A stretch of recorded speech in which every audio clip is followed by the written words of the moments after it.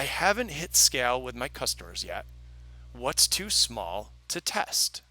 So the basis of this question was around that lower velocity model where you just don't have a ton of people coming in yet.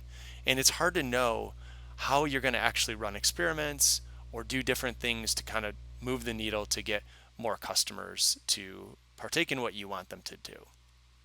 So if you have so few customers or users coming in that it's going to take weeks or months to get any kind of signal in terms of what you should be doing, you still have a few options. Number one, take big swings. Number two, interview as many customers as you can. Three, spend some money. And four, use a tool like Full Story or Hotjar. So we're going to look at each of these quickly. The first one is taking big swings. So if you have users coming in and they're not doing what you want them to do, make big radical changes to your product or to your onboarding or to your landing page based on your gut feel until those users do what you intend for them to do.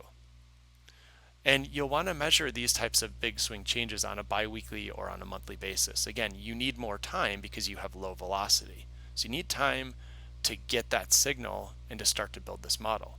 If you had a landing page before, for example, that converted 10% of people, try something radically different for a few weeks and see if you can beat that. Right? So that 10% becomes your control. See if you can run an experiment with a radically different page and go higher than that 10%.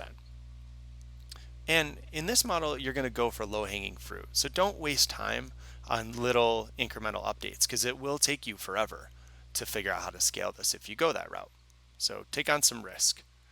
Number two, interview as many customers as you can. So try to understand what motivated those initial users to use their product. What pain is it solving?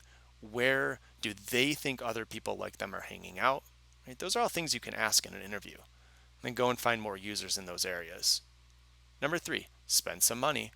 So it sounds counterintuitive, but spending money and paid is actually a great, fast way to find if there's a signal. You just may burn your money quickly.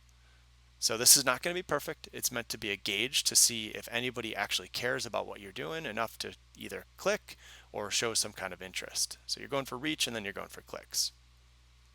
You can also use tools, this is the fourth thing. So use a tool like Full Story or Hotjar to track what users are doing on your pages and within your product and really get that data.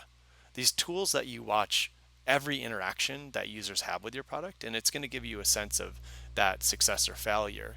It'll even give you things like rage clicks and other things that people are doing that you may or may not be aware of in terms of what they're doing on your site or in their product, in your product.